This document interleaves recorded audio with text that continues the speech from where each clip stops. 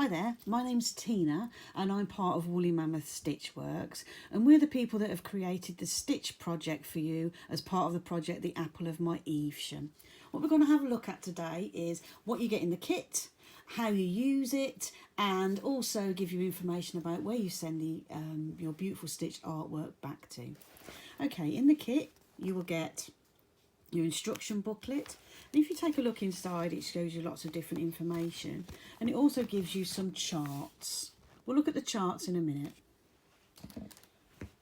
I'm going to be stitching a green apple, so in a green kit you get the main body of the apple colour and you get a darker green. It would be maybe be that dark green, or it'd be maybe a different coloured green. You also get wool for the stem and for the leaf.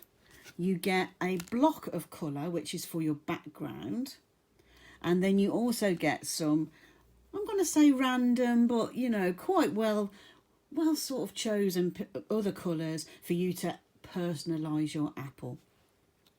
Get a paper threader, we'll be having a look at that in a minute. You get a canvas and you get a needle.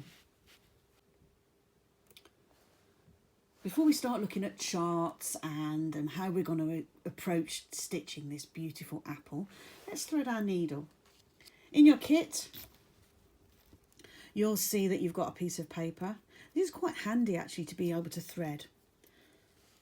Take the piece of paper, fold it over, then put the folded end through the eye of your needle, pull it through, and your needle's threaded. You might not need that for this size of yarn and the size of eye of your needle, but it's a really good tip to have. Okay, you'll see that you've got two different charts in your kit. Chart 1 shows you how to stitch the body of the apple. Chart 2 shows you how to fill in the rest of it, like the background and the highlights of the apple. We're going to start off by stitching the body of the apple, chart 1. Okay, I found it easier to start stitching from the bottom of the design. Take a look along here and you'll see that we are 8 threads in on the canvas. 1, 2, 3, 4, 5, 6, 7, 8. That's our starting point. You'll also notice that we are 1, 2, 3 threads or holes up. Let's do that together. I'm going to count up. 1, 2, 3. And I'm going to count across. 1, 2, 3, 4, 5, 6, 7, 8. And that's my starting point. Let me move that out of the way so we can focus on the canvas. Pull through, hold on to it, and if you can see on the back, always hold on so that you've got a little bit of a tail, but a tail about that long really. We're not using knots or anything like this on the canvas, because eventually all of these canvas artworks that you're stitching will be joined together using split rings, and so we want the back to be as flat as possible. So we've gone across, we've gone up 3, and we've gone across 8. With cross stitch, the best way to do it is to do half across first and then come all the way back. The instructions for this are also in your kit. Bottom left to top right. And you see how I'm holding the tail there, just so that it's a little bit out of the way. Bottom left, top right. Bottom left again, top right. Bottom left, top right. Bottom left and top right. Okay, let's have a look at our chart. You can see on our chart here showing us that we're doing cross stitch, and we've got 5 stitches across. We've also stitched 5 half crosses going across that way. So we want to turn these half crosses or tent stitches into cross stitches. So previously on the way over here we were going bottom left to top right, and now we're going bottom right, pull through to top left, bottom right to top left, bottom right, top left, bottom right, top left, bottom right, the top left. So yay, this is our first row of cross stitches at the bottom of our apple. Carry on and follow the chart, and what you'll see on the chart is that our next row starts with 3. What you'll see on the chart, you'll see these spaces. Leave those spaces blank because those spaces will be filled in with the darker coloured green, or if you're doing the red apple, the darker coloured red. I'm going to show you how to start the next line up, then I'll leave you to it and I'll return with a full apple, which will replicate chart 1. So the next one is here. You can see we're two out from the original stitch. Bottom left, top right again. Bottom left, top right. Bottom left, top right. And then there's a space in between because that's one of the areas that we are going to be adding in our darker green. So we've done 1, 2, 3. Leave a space. And carry on stitching. Follow the cross stitch chart, or the yarn chart, all the way through, and I'll come back in a moment and we'll have a look at the completed apple. Wow, feels good, doesn't it, to have followed the chart and also to have this beautiful texture now that we've got from the cross stitch for the apple. We're moving on to chart 2 now, and you'll see in chart 2 that you've got to fill in cross stitch with the darker green colour, and then also for our little stem, that's also in cross stitch. So I'm just going to show you a little bit about how to fill in the darker green. Probably don't necessarily need to see this, but yeah, let's do it. So go into the bottom one like that, one that we've left spare. Again, make sure that you leave a tail at the back and hold on to that, and then go top right. Now what I like to do is I like to do all of the spaces with a half cross, and then come back and do the other side of the cross stitch. Quite like it because it sort of gives me a little bit of a feeling that I'm, getting on with it really, and moving across the whole of the apple. So carry on with that. These are the last cross stitches that we're going to be doing in this kit. So complete by filling in the darker colour, either darker red or darker green, in your green apple. Complete and fill in the little stem there, and then we'll have a little look at what stitch we use to do the background. Feels great, doesn't it, once you've finished all of the cross stitch. Look at our apple and take a look at our chart. Now we're going to have a concentrate on the background, and like we said earlier, you would have received a block of colour. Now with the cross stitch, you'll notice that you've got quite a little bit of wool left over. That's mainly because it's the first part of the stitching that you're doing, and you may need to undo and you may need to redo. So there's quite a little bit of wool left over. Don't discard that wool because you might want to use it as part of your personalisation of your apple. I've got this beautiful magenta colour as my background, so I'm going to open up the knot, and you'll see that you've got 4 thread lengths.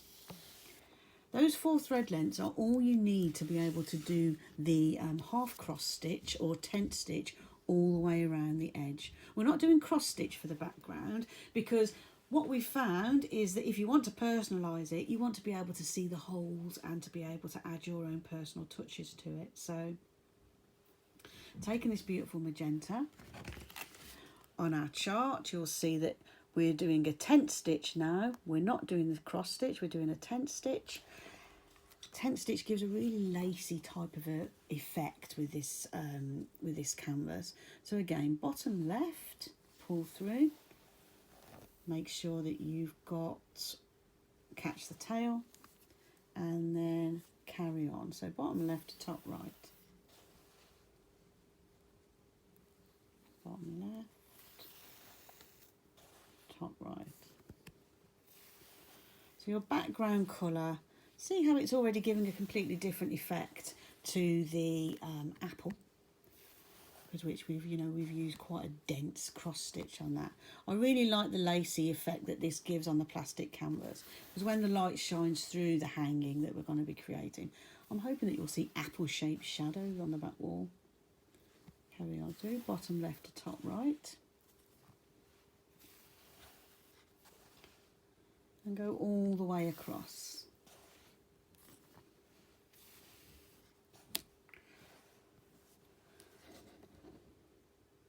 All the way across to the right. I love, absolutely love this magenta colour. So I'm really coming to the end of my first row of using the tent stitch, also called half cross. And then we get to the end, and you'll notice that we're not going over the edge. We're not going around the edge at all, and that's because I see each piece of this apple stitch, and I see it as individual works of art that you're going to be sending back to me. And I think leaving the edge open gives your work some type of a frame, really. And also, when we stitch it all together, we're not stitching it all together, we're using rings to join each piece together, so it's easier to get the ring through when there isn't any stitching around the edge. Okay, I've come to the edge now. I don't really want to turn over and finish off my work. I want to carry on. So rather than going bottom left to top right, we're now going to go top right to bottom left. Top right to bottom left. Top right to bottom left. So you're stitching the same way, and if you're left-handed, this is a great way to stitch any type of tapestry stitching, really. You'll be starting on the right hand side, and you'll be going down rather than up. So starting from the left hand side, you stitch upwards. Starting from the right hand side, you stitch downwards. There we go. Yeah. And now I'm getting to the edge of my lovely stem, the stem of my apple. So rather than carry on across, I want to come back this way, because number one, it shows quite a lot of progress, and number two, it means that we're using the wool the best way that we can. Come across. And likewise, when you get down to the side of the apple, stitch across, but you're not then going to take your thread from this side to this side, just stitch all the way down there. Carry on along. It's getting quite exciting now, isn't it? Because we can see the background. But in our instructions, we've got our background as all one colour, and you've got enough wool to be able to do that in tent stitch. But you might sort of think, well, hold on a minute, I've been given some of those other beautiful other colours. Maybe I'll use those colours to create stripes.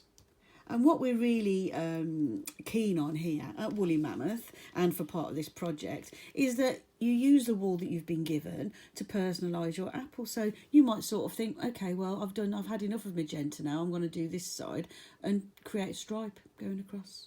Or you might want to completely fill in a block colour and personalise in a different way.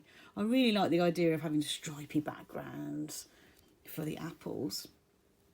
I also like the idea of people putting their initials in. And at the back of the instruction guide, you will see that we have added an example that's been stitched by yours truly. And my memories of Evesham, which we're really interested in knowing about, my memories of Evesham is that I used to come and visit my nan and granddad up from Birmingham in their caravan at the weekends. And so I've added my nan's initials, and I've added a little heart in sort of a mustardy yellow colour really, and that's the sort of colour that she absolutely loved. And also I think it might have been one of the colours of the caravan. Let's carry on.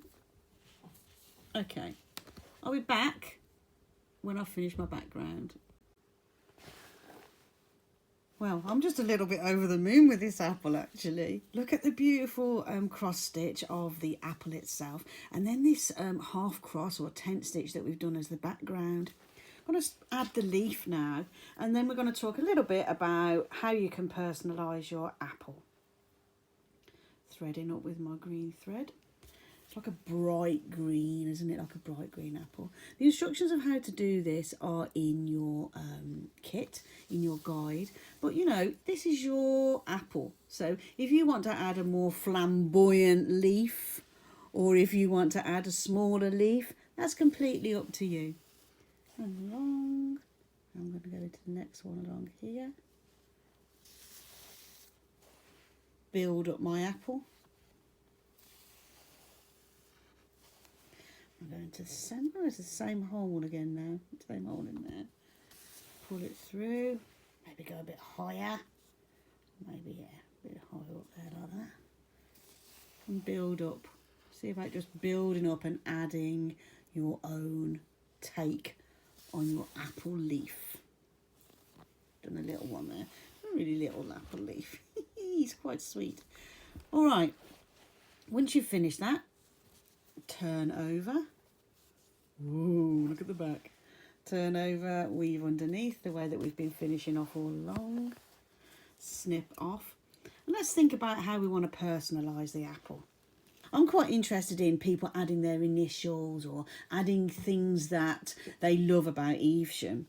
And maybe I'm going to add a witch's hat down here, because that's how long ago it used to be when I visited my nan and granddad, when the big witch's hat was on the playground in the park by the side of the river. Or you can use whatever you want to. And say if you've got some of your own colour walls, say if you've got a favourite colour that always reminds you of Evesham, for example, you know, use that if you've got some of your own walls as well. We're using the plastic canvas so it's easy to hold, but that means that you can use any type of wool as well. So yeah, so I think I'm gonna try and do a witch's hat here. So I'm gonna go into the bottom there like that. And you can see now, because we're adding our own embellishments over the top of the background, the reason why we're doing it just as half cross stitch. So I'm going to go up to here. Don't know whether it's going to work. It's my sort of take on the witch's hat, I think. That's it. A little bit like. When I used to visit Evesham a long time ago in my nan and granddad's caravan, I used to love going on the witch's hat in the park by the river. So I've done a little stitch of a witch's hat there, which I'm quite proud of. And I'm also going to add my own initials at the bottom. Let's have a look. Go across here like this. And you can see how it's easy to get your needle in to redo the embellishment. I'm going to do a over the top.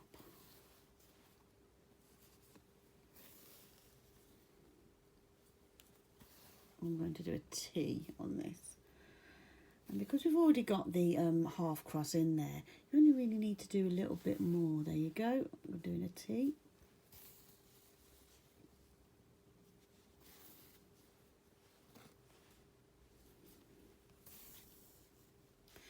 T like that. So this is how I've personalised my apple, by adding the witch's hat and also adding my own initial. Have a go. Do whatever you want to do. Add something that, you know, the Evesham means to you. Hey, maybe even a little worm coming out of the apple or something like that. Really looking forward to seeing all your personalisation. But also, if you want to send the apple back without any extras, absolutely brilliant as well. Looking forward to seeing what you send back. We'll be turning it into a larger piece of art where everybody's apples are all linked together, and then that will be displayed, I think, round about the summertime.